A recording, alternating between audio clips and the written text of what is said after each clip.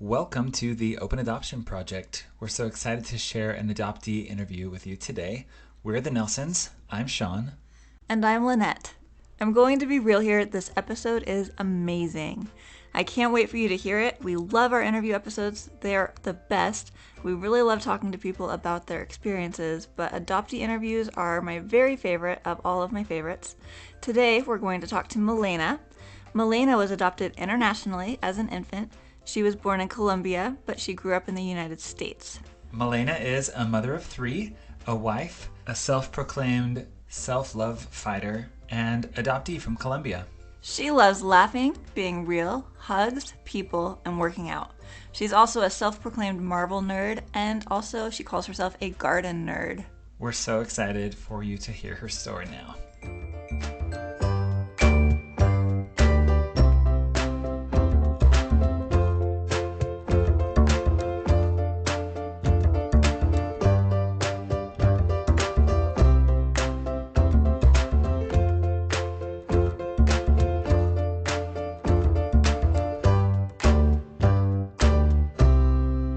We are on the podcast now with Melaina, and we're so glad that we could be with you. Thank you so much for having me. It's uh it's probably been a couple of months now since we were on your podcast, and we've been talking Yes. since that point that we'd love to have Yes. you on and share your perspective and share your story. So we're glad that we've got you. Well, I appreciate it because I think all parts of adoption are just so amazing to learn from. Like, seriously, I love it. It's fun. All right, well, let's just jump in and let's have you share your adoption story. Okay. So, I am an international transracial, which I just barely learned that was a word, transracial adoptee. Um, and I am adopted from Colombia. I was adopted at 2 weeks old, and it was quite a process for my parents. Like, well, I should say my mom, because she went down single-handedly. Anyway, so I'll give you a little bit of backstory with my parents. There's 7 years between me and the next, and therefore that they have my siblings. They're biologically theirs. And my parents decided to go like on a date night, and they were driving, and my dad, he's like, I have this super strong feeling that we need to adopt. And my mom was like, oh my gosh, me too. So that's just what they're just like, okay, let's do this. So it's crazy, which you'll kind of learn with me finding my birth family and me being adopted, how fast everything went, like so fast. So my parents got in contact with a lawyer that lived in their neighborhood at the time, and everything just went fast. They're like, it's through Colombia, you don't have to pay all these crazy fees, like it's a lot less expensive. And my mom said that she makes me laugh, that she always wanted a Hispanic baby. So she's like, perfect, let's do it. And so they got ready, did everything. Like, there's so much paperwork. I mean, you guys know there's so much paperwork involved. Like, it's actually just like, right, it's a huge thick binder. My dad kept everything, and it was actually really, really special. He gave it to me when I was older, Cool. like after I'd found my birth family. So like really cool to have. My mom went down to Colombia all by herself. My dad stayed home with the four kids all by himself. And it makes me laugh because my sister's like, my hair was so ugly. Like, she was so mad about it because, you know, it's a dad. Bless him. I'm like, dad kept you alive. So, I mean, props to dad for that. So my mom went down, which I didn't know until I actually interviewed her a while back. There's quite a lot that I discovered with my own adoption story, but she went down, and she had to stay there for an entire month. But I didn't realize she had to be down there so long because of everything going on in Colombia at the time. The court shut down, so she had to wait for the courts to open. And then she just, like, everything was just crazy how magical it was. She was in all these safe places, going all these different places, and then the courts opened. She was able to get me. And this is something I also learned, that the reason why it took them 6 months for my adoption to be finalized is because my dad was unable to be there to sign the papers right then and there, which I didn't know. My thought was just, oh, okay, it takes 6 months for everybody to be adopted. Yeah. But I didn't realize it was the paperwork hand in hand that came with it in the court. So she came back home. My childhood, like, if you see my family, they're all white, Caucasian, whatever you want to say. So I'd never had a doubt in my mind about that I was like different. And plus, my parents were very, very, very open about it. My parents had a picture of my birth mom and my older brother and my older sister framed, and they just kept it in my room for me. So I always knew. My favorite was people would ask, "Do you think she'll know?" I'm like, yeah. Kind of like if you know red and blue are two different colors. Like, yeah. So my childhood was amazing because I know with some adoptees, they have this whole identity crisis, I guess you could say, because they look so different and there's not people that look like them. That's exactly how it was. There were a couple kids that I knew in elementary school and they were all adopted. Most of them were adopted that were like Hispanic or Black. There were a very, very few that were actually, their parents were the same race as them. But I never felt different. I never felt left out. People never asked really kind of weird questions or anything growing up. And I never really wanted to find my birth family the way, bless my mother, that she made it kind of seem is that like I came from Colombia and Colombia was like this drug nation and everything was so bad there. And it was. I'm not saying that it wasn't because it was back in the 80s.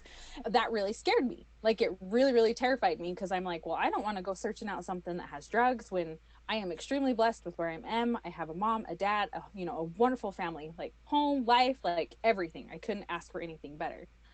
And so it always made me very, very scared because then things would be said like, well, what if they want money from you? And what if this? And what if that? And what if they try and take you? And so, of course, I'm like a teenager and I'm like, no, like, I don't want any of that. I'm fine. I'm happy in my little bubble. When I turned 30 is kind of when I went on a journey to discover who I was, like to figure out myself.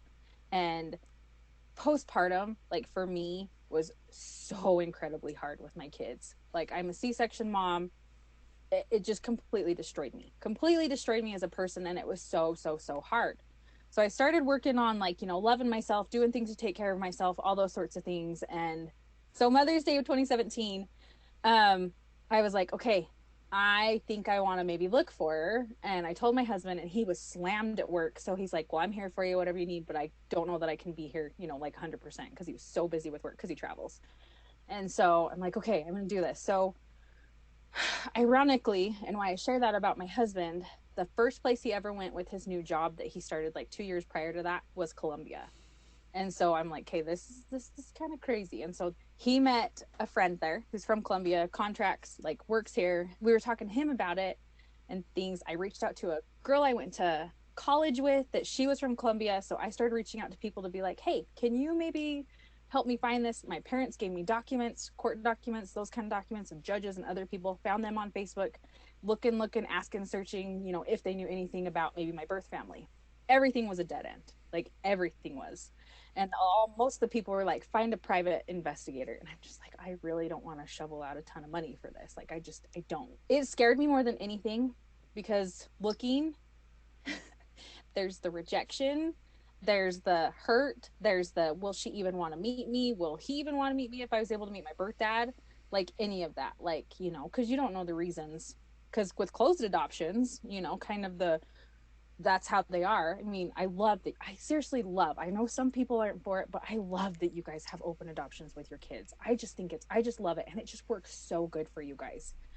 And so, closed everything. I was like, okay, I'm just going to suck it up and start going on Facebook Live. And that terrified me to death. If you see me now on social media, you wouldn't even know that because I just get on and I'm like, blah, blah, blah, blah, blah. But back then I'm like, okay, no, like this is scary. So I started sharing different things, different places. Obviously, nothing personal, no personal identity because she had a number on there that was like a social security here to us in the States. And so just kind of basic sharing. My husband had his friend search on things. He searched, found that she was still doing, like she was on their welfare, is what it would be here in the States in Colombia, but nothing. Because obviously you can see it, but there's no contact information. So, kind of crazy. I then, as I'm doing these videos, I have a friend who keeps messaging me and she's like, I just love that you're sharing this. I love that you're doing this. We went to high school together. One day she messages me and she's like, this is so random. But I just had a friend that I went to college with, used to work for an adoption agency, just post on her wall that she wants to help somebody scot-free look for their family. But you have to be okay with, if it's a bad outcome, if she can't find anything, and if it takes forever, you can't be upset. And I'm like, okay, well, I guess I got nothing to lose. Let's do it. So she put us in contact. Ironically, she spoke Spanish. Like, it's just crazy how everything happened. She spoke Spanish. She started looking. I gave her everything I had. She's like, okay. So she starts getting on Facebook. She's like a freaking private eye. I just like, and I love her. She's got the biggest heart too. Like, just one of the nicest people. I'm still sharing, still talking, still, giving updates while she's doing all the back end work. I've given her info. She would pop in here and there over the next couple months, like, hey, do you have any of this? Hey, do you have any of that? And then I very vividly remember me and my husband and my cousin, we were at a movie and the movie ended. And then all of a sudden, I get a message from her with a picture and she's like, I think we found her. And she sends the picture and my heart just drops. And I'm just like, holy cow. And I look at my husband and I'm like, I think they found her. And he's like, are you serious? And I tell my cousin and they're like, oh my gosh, that's so cool. So then I take the picture of her that I have and the picture they sent me and I compare them and I'm like, okay, yeah, it's her. Obviously, she's just older than 30 years ago. I'm just like, oh my gosh. And she's like, hey. And then she's like, well, I did a little bit of sleuthing and I think these are her kids. And like, so she starts sending me siblings names. She's like, you might want to reach out and see, she's like, communication might be a little hard, but Google Translate and all those kinds of things. I'm like, okay. So I start reaching out. And if this was me, I'd be thinking, who the heck is that weirdo messaging me? Because I'm like, I'm Melaina. I think I'm your biological sibling. Like, I'd be like, no, who are you? And so nobody really messaged me back. So then she made more contact and contacted one of my brothers. And then he contacted me and he's like, oh my goodness, like, holy cow. And then we were talking some more and she's like, they want to talk, like they actually want to talk to you. I'm like, oh. So this wasn't until like the next week, so I had like a whole week to kind of like just kind of take everything. My husband's friend got my birth mom's phone number from me because I had all their numbers after some time, and he called her and talked to her. And he called me like he's like, you want me to call her? I'm like, sure, whenever you're free. And he called me half hour later and he's like, oh my gosh, I just had the most incredible conversation with your birth mom. And I'm just like, okay. And so it's kind of crazy because she wrote a letter to, like, I don't know if it was to the judge or to my parents, just kind of, we're giving this child up because I want her to have a better life. I want her to, grow spiritually, all those kinds of things. And so he told me, he's like, she told me that just a couple months ago, mind you, it only took 3 months for her to find these guys.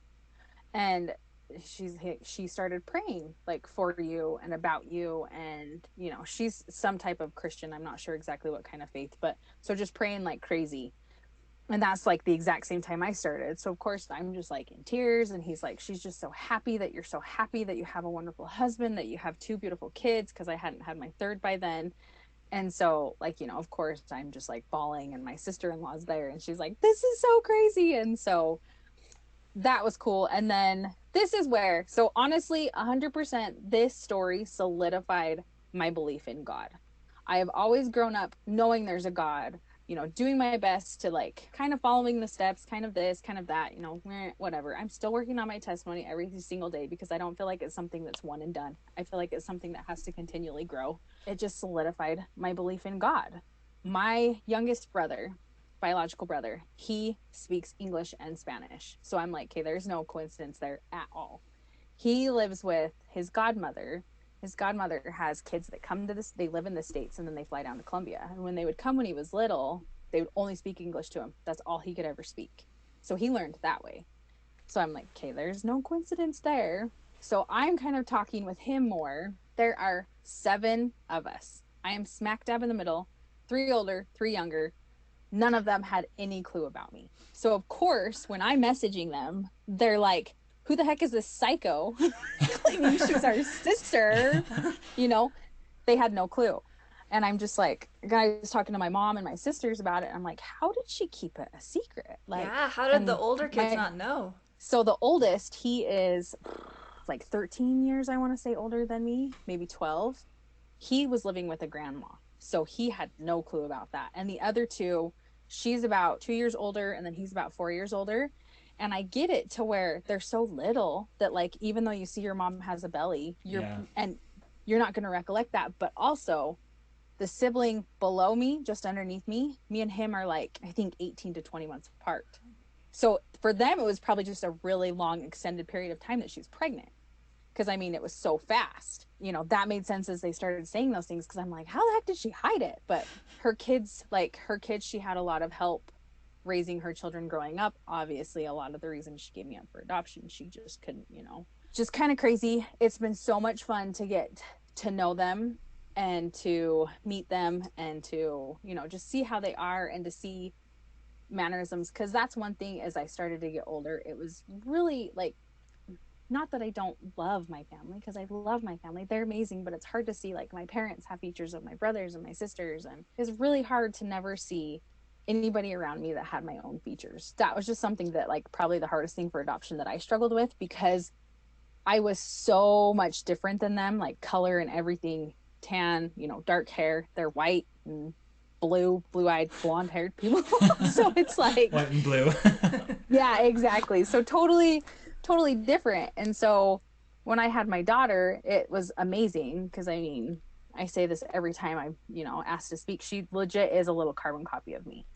And when she came out, it was weird. Like, and it's still weird when people are like, she's your mini, because I'm just not. It's just, I was raised in a family where everybody's so different, which isn't a bad thing. It's just, but it's beautiful. But it's crazy as I've gotten to know them, like when we talk, facial features, hand mannerisms, because as you can tell, I talk with my hands full. They're not going to be able to see it because it's on a podcast. But it's just so crazy to see those kinds of things. If they like make a facial expression, I'm just like, oh my gosh. And I would love to meet them one day. Obviously, it's been hard because I've been through the phase of small babies, and then COVID hit, and that's just put the world crazy. And Colombia is just like, the best way to put it is kind of on fire right now. They're like, it's really bad down there right now. And so my husband actually did go down a couple months ago, and he's like, I would prefer you not to come until they get better, which I Things get. calm I mean, down. Yeah. I don't want both of us down there and our babies all home.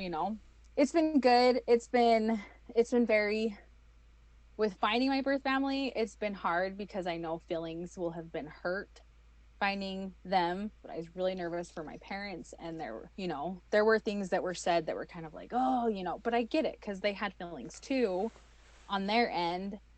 But when it came down to it, and it's my grandma, my dad's mom, that actually told me this. She was like, you have every right to know where you come from. You're our family, Melaina. You're my granddaughter. Like, your dad's your dad, your mom's your mom, but you have every right to want to know where you've come from.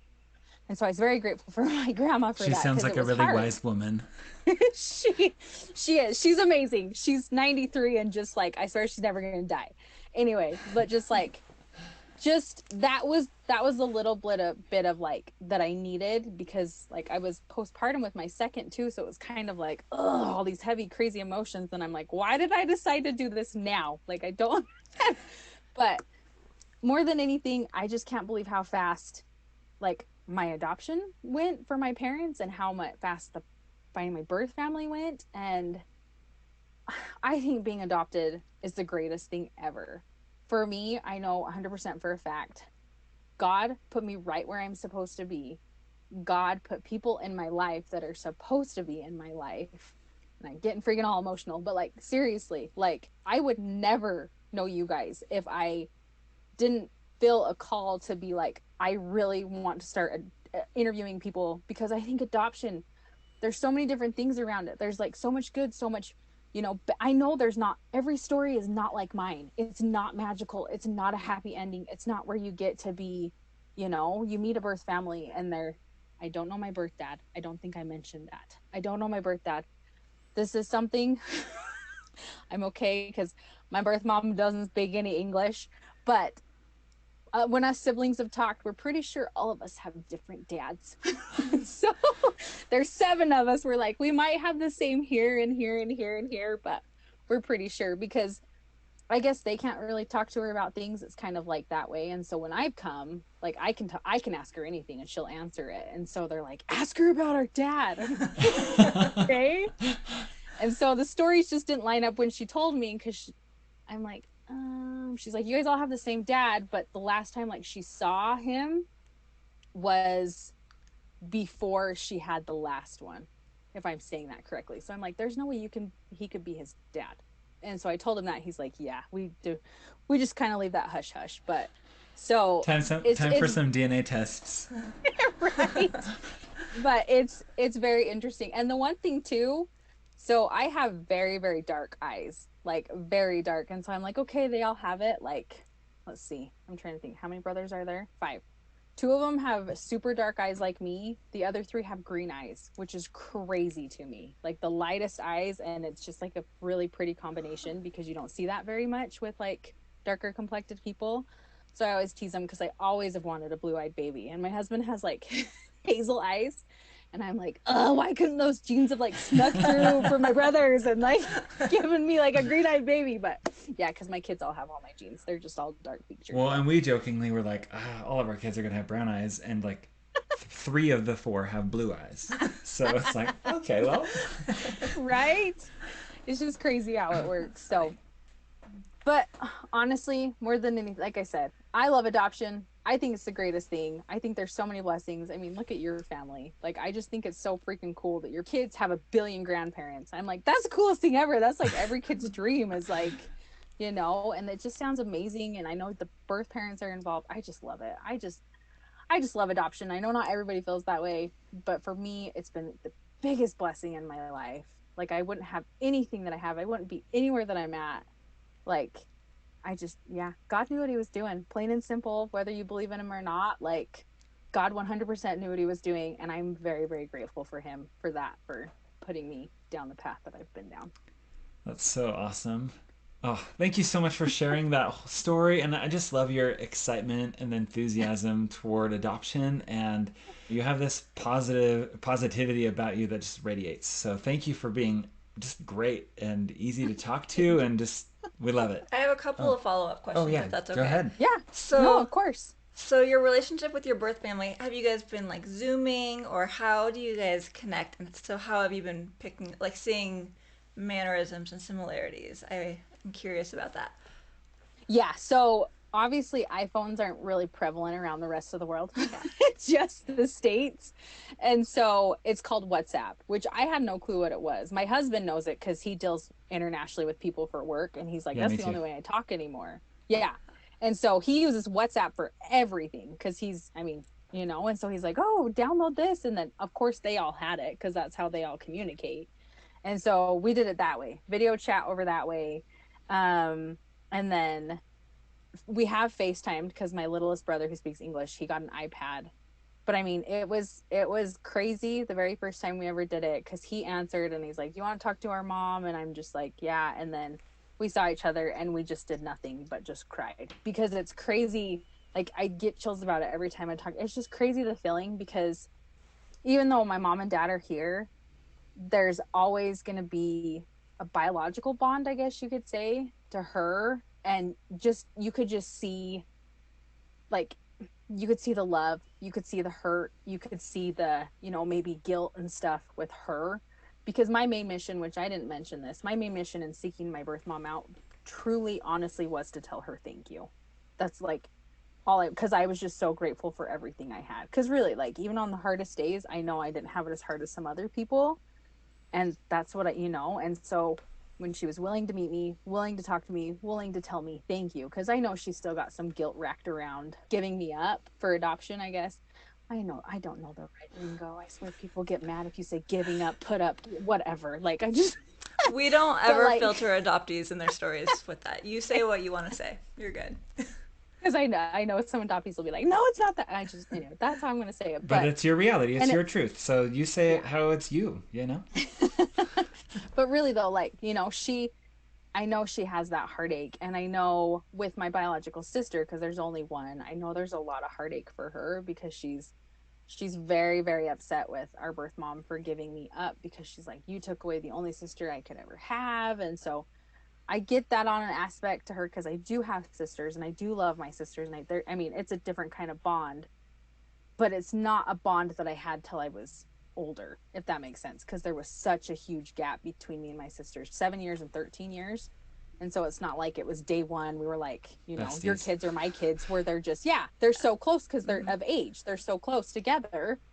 And so that's been hard because things are said and then it makes me feel guilty, which I'm just like, oh, like it's not my fault. And that's what I have to remind myself. It's not my fault for where I'm at. And 100% I know God wanted me here.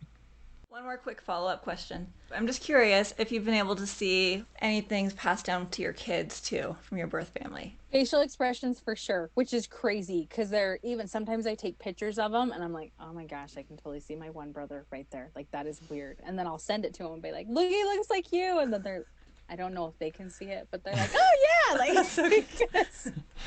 but that is where it's crazy. And the one thing is my kids are really animated when they tell my husband a story. And so the other day I was like, all right, do I talk like that? And so like and he's like, oh yeah, you do. So it's crazy to see them when they're like talking and doing this, and I'm just like, okay, I guess I do that. And so, but like my birth family does that too with some things. They'll talk and like they're very very expressive. The Colombian family that I've met, they have the biggest hearts. They're the most welcoming, and I feel 100% that's how my kids are. I feel like that's how a lot I am though.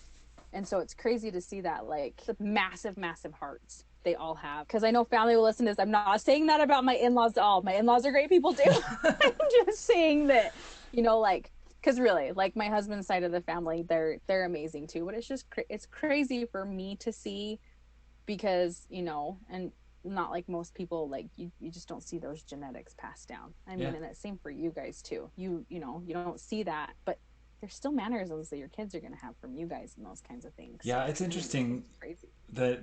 like the balance between nature versus nurture. And I think maybe long ago we were probably like, oh, it's probably so much more nurture than nature. But there are definitely things that our children do or mannerisms like you said, and I'm like, that is so much like his birth father, or that looks just like her birth mom, right? Or just so It's much. crazy. All the It's time. It's crazy. cool. Yeah, Yeah. It is cool. it's Yeah. crazy. All right, well, we have lots of questions for you. Are you Okay. okay if we dive in and ask Yeah, you lots of of questions? course. Okay. Yes. All right, I'll start. So, what was the conversation around adoption like when you were a kid growing up? Um, my parents were very, very, very open about it. My mom always told me that I had a mom who wanted me to have a better life, and she loved me so much that she gave me up for adoption. And just they were very open. My siblings knew it. Like I'd never shunned away if people asked or anything like that. The one thing, yeah, I think people when they would see me, they'd probably assume my parents are Hispanic, but like my parents kept it open so much, like just so much. I had any questions and they never turned me away or anything like that, which I think was wonderful and amazing on their part. That's awesome. So, when did you really understand what being adopted meant? That's a good question. Oh, I don't really know. I feel like it's just always been a part of who I am, but nothing that's really made me feel like, oh, I'm so incredibly different from other people. I don't I mean it's always been there at the forefront. It's always I'm adopted, but it's never been for me this thing is like I'm adopted and there's so much else that goes into it. It's just I'm adopted, but this is my family. And that's how it's been since day one, I guess. Like it's never been something that's clicked, I guess you could say. Yeah. Yeah. So when you were in the beginning, you talked a little bit about being a transracial adoptee, maybe thinking about being adopted internationally or just being a different race than your parents. Like, what challenges, in addition to maybe what you shared earlier, did that bring to your life? Um kind of like I shared before, like it was hard that they had their own little thing, I guess you could say. And like not that I didn't, but it was just hard to be like, my sister has this from my mom, this from my mom, and like, I don't look like them. And there honestly wasn't that very, I mean, Hispanic, brown, whatever you want to call people around. Um, I grew up very suburbia, very white people, like, which isn't a bad thing, but it, I don't know. Like, I know for some people it was hard, but for me, I don't know. Everywhere I went and just how my parents raised me, it's just love. Like everybody loved me. Everybody I came across loved me and I loved them. And like I feel like that's just how it's been my whole life. And my mom told me my whole life too. She's like, God has a special purpose for you here. And I'm just starting to discover that now that I'm 33. I know one of the questions you guys had too was like traditions or Yeah, something like culture or with, traditions. Like, yes, culture traditions. That's one thing my mom, she does say that she wishes she would have learned more about. But I just had a conversation with a friend the other day who none of her kids are adopted, but she just asked me, she's like, she started researching her and her husband's backgrounds, and she started incorporating like some of their Dutch customs at Christmas time and those kinds of things. She's doing it for both sides, and she's like, it doesn't need for us to be adopted, Melina, to do it. She's like, this just goes. I'm like, that's great. So I tell my husband, I'm like, we're gonna go look at yours, we're gonna look at mine, we're gonna start ordering. He's probably like, oh great, more holidays. I'm like, no, it'd be so much fun. Like, and it doesn't, like, that's the thing. She's like, it doesn't have to be huge. She does the fun little thing with like the Dutch shoes and puts them out for her kids, and they're all cute. teenagers now. Cool. But she's like, she's been doing it for years, and she's like, my kids love it, and so I would really like to do that. So none of really my background or anything. Like, I knew I was Hispanic. I knew I came from Colombia, Spanish speaking. That's kind of all I really knew though growing up. Not a Okay. whole bunch. Which, like I said, my mom regrets not, and she's told me to that many times, not getting more of that. Which nowadays people are trying to do that more culturally. A lot of the adoptive parents that I've talked to, they're immersing their children like crazy in their culture, which I think is beautiful. Yeah. Awesome. Yeah. So our next question is kind of related to that. So, what advice would you give to maybe couples or individuals considering transracial adoption? Well, I said do it. I'm gonna always say do it, adopt.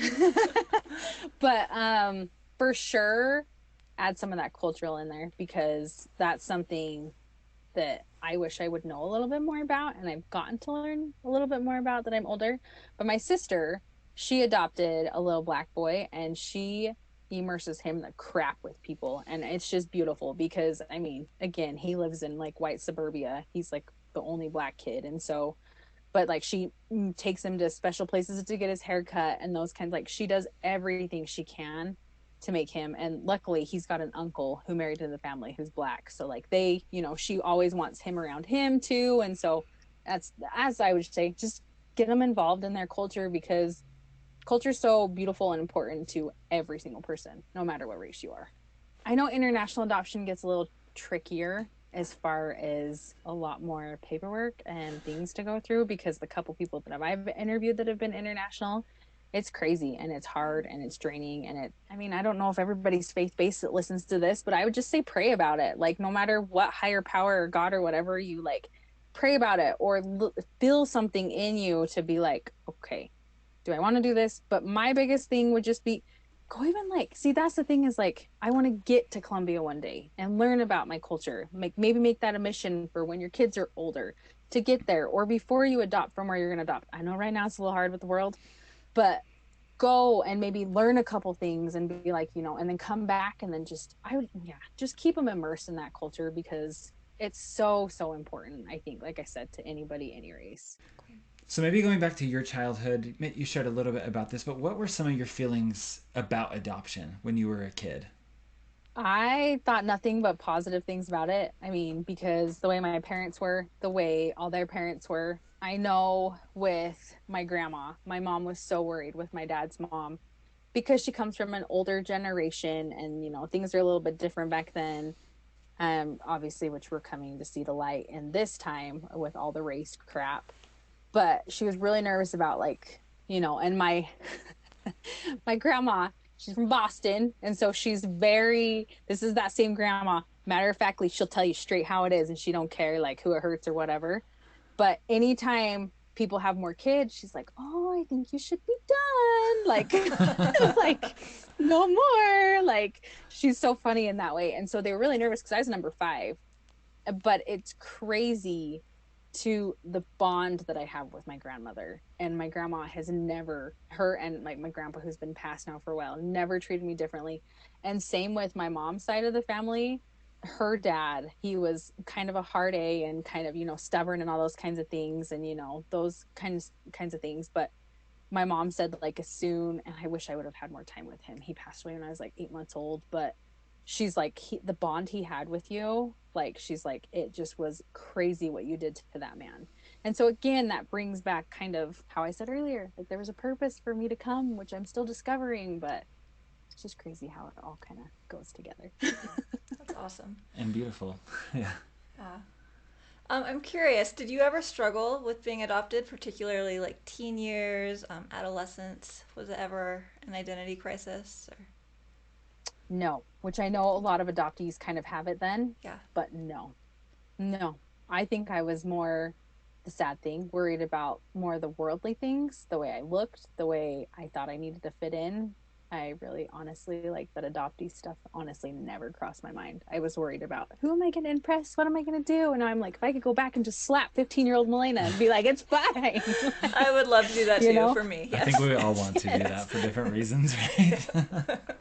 We loved how you like shared how you connected with your birth family, and relatively that connection happened pretty quickly. How did connecting with them compare to what your expectations were?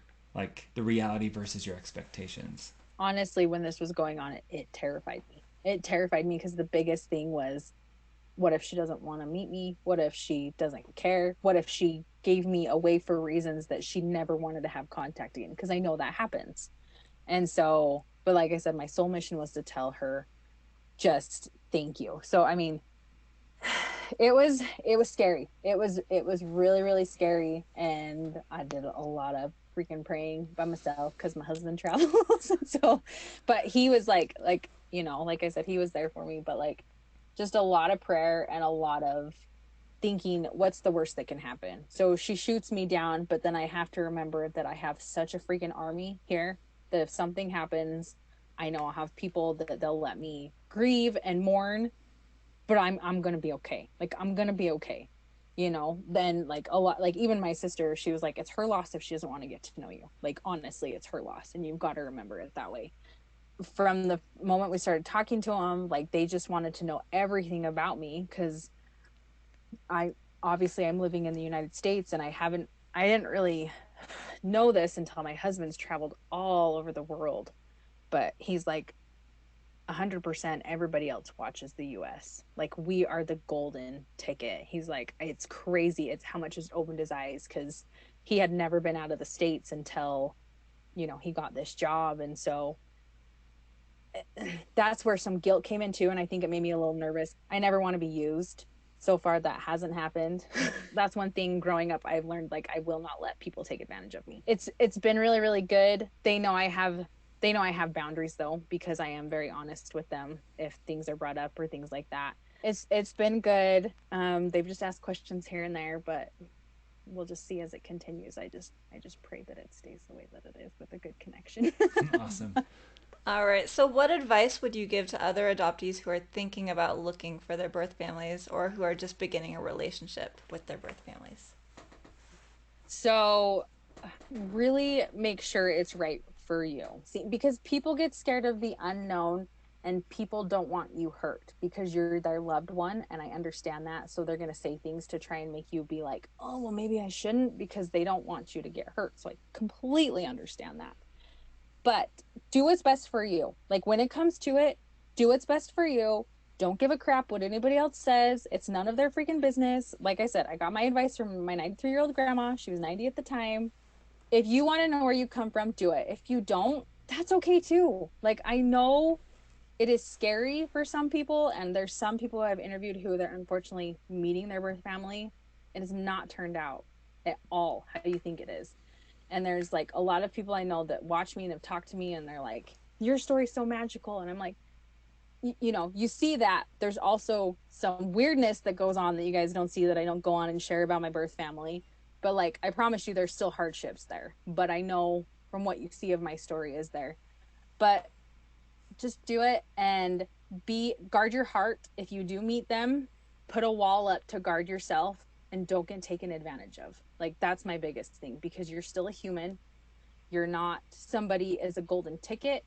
You're not, you know what I mean? No matter where they are. Like obviously mine's internationally, but in the States or anything, like just guard your heart and do what's best for you. And don't let anybody else tell you what to do. That's I what love I'd say. that. That's awesome. So, while you were going through that process, what are some helpful things that others did while you were searching that helped you? Yeah, like what do you wish people were doing? Because I know you said that there were some less supportive things people were saying. And like that came from parents, like Mm-hmm. that straight up came from parents, but I get that because I'm their daughter. Like, my mom and dad don't want anything bad to happen to me. I get that, like I wholeheartedly get that. But it was hard at the same time because they're your parents and you want them to support your decision, like even if it's something that they don't think is good for you, like you want them to, because like I said, it goes back to wanting to know who you are. And luckily, like I said, I had my husband, I had some really good friends, my cousin and my oldest sister. She stepped up like crazy and was there and just she supported me 100%, like the way with everything. So if you have to latch onto one other person that may or may not be your parents, and I'm not saying my parents weren't supportive, because I mean if they listen to this, like it's that's not it at all. It's just I get where they're coming from. It's a we don't want our daughter hurt. She's our daughter, which 100% I am. But at the same time, it's it is hard because you want their full support, but I get it at the same time. I think that's it. So yeah, I mean, just find those people in your corner that are going to be there for you and support you. And even if it's maybe not the people that you want it to be, go with those people that are there for you because utilize them. Yeah. 100% utilize them. Cool. So if you have someone who's asking, like, how can I support this friend or loved one while they're searching, what would you tell them? I think it comes honestly back to just basic being a nice human with anything that anybody's going on in their life, whether it's adoption, check in on them. Like if you have to, that's one thing I feel like is ingrained in me as a human though, because my sister even made a comment on that today. She's like, "You're one person that checks in on everyone." And it's just me. It's just like, but really just check in on them. If you know something's going on with them, set a freaking reminder in your phone. Text Sarah today to be like, how are things going or something like that. You don't have to go long into detail of things, like, maybe invite them to lunch or just let them know somehow that you're there for them, even if they don't want to talk about it. Does that make sense? Like, Yeah. just go out and have dinner and chat about different things in life, and maybe they'll open up about it. But just you want people to be there for you, whether it's just sitting next to you physically, just being there for you. A lot of the conversation that we have on the podcast is about open adoption. Tell us maybe what are some of the benefits that you now have in your life now that your adoption, which was once closed, is now open. Seeing people that are like me is probably one of the biggest things. And like you touched on, is being able to build relationships with them. Because, like you said, it's not overnight, it's not an hour. It's to be able to build and to discover. And I am one of those people that I really love having hard conversations with people, like, especially in these times, like, because I feel like it just helps me grow and learn and see their sides of things. And then they can, I mean, obviously it helps if you have somebody on the other end that's going to be the same way. It's hard if it's just, but like, that's been one of I don't know, my favorite things. You learn, and I can ask her hard questions that they might not be able to ask her the other siblings, and just know. And she knows with me that I'm going to ask anything and whatever, and but she also knows that she can ask me things, and I am the same way back. I love that. All right. Is there anything else that you would like to share or talk about? It's probably so repetitive in this episode, but I love it. And if you're wanting to do it, I know it can be expensive and crazy. And, I mean, there's so many resources like you guys. I mean, you guys are adoptive parents that you can talk to them and see things like that, because there are so many kids out there. Like, and even with foster parents are bomb too. Like, Mm-hmm. they're amazing. Like, the couple that I've interviewed, and their stories are so beautiful with how their stories have turned into adoption too. Like, it's crazy. In my opinion, I don't think that children are supposed to come to you one certain way, like just biologically straight with all your genes and all that crap. Like, is it beautiful? Yeah. Is it fun? Yeah. But I think families are meant to be the way they're supposed to be. And I've been so blessed by it. And I know other people who are close to me that are adopted. Like, I have a nephew who I just freaking love him to death. He's adopted. And I couldn't imagine my family, like him not being in my family. So that's the thing. I don't think family is blood. That's straight up. I don't think that at all.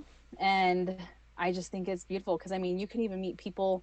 later on in your life that they become like a sister or an uncle, or you know what I mean? That they're not blood either and they're 100% family. So adoption's the best. I think everybody should do it. Oh, thank you so much for being on this episode with us. For our listeners, where can they find you on social media? I am on Instagram and Facebook, and I do have a YouTube channel that has all I've done, especially with these guys. If you want to go check out theirs, I know they promoted on their page a while ago. But yeah, Instagram, just my name, Melaina K. Rogers. Come for some fun. I'm real and honest, and there might be, I kept it very clean on this podcast, but I do swear. So just a heads up there. It's not crazy swearing, but I do. But at the same time, I know Jesus still loves me, so it's fine. That's true. We love it. Well, we'll put links to your social media accounts in the show notes to this episode and point people there to connect with you more or learn more about your story. Awesome. Well, Thanks, guys. Thank you so much for being Thank on this you. episode. It's been really fun.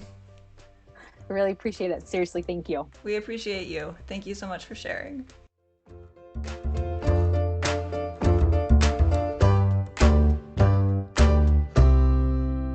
Thank you for listening to this episode of the Open Adoption Project. If you want to follow Melaina on Instagram, I love following her there. She posts about body positivity, self-love, parenthood, and more, and she's so fun to follow. Her Instagram handle is Melaina K. Rogers. You can also see a link to her Instagram and YouTube channel in the show notes to this episode. If you liked this episode, if it resonated well with you, we'd love for you to take a moment and leave us a positive review on Apple Podcasts. That'll really help us out. If you have any thoughts or requests in the future for episodes, please reach out to us on Instagram at Open Adoption Project or email us at openadoptionproject@gmail.com. We'll be back next week with a new episode.